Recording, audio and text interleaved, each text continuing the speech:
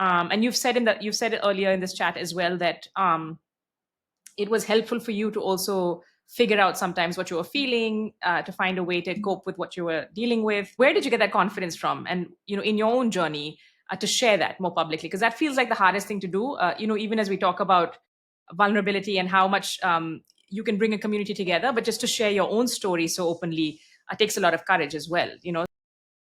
Yeah, that's a great question. To be honest, at the beginning, I was quite nervous to share my story and my words.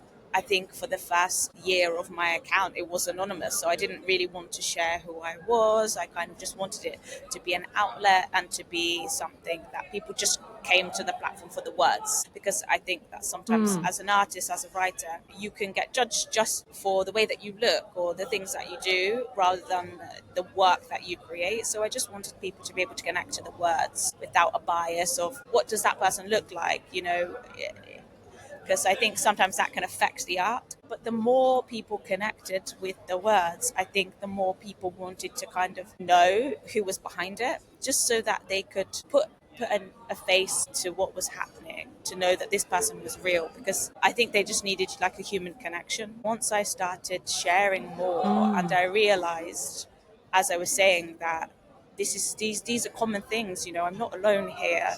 People are Yeah. going through the same Yeah. thing.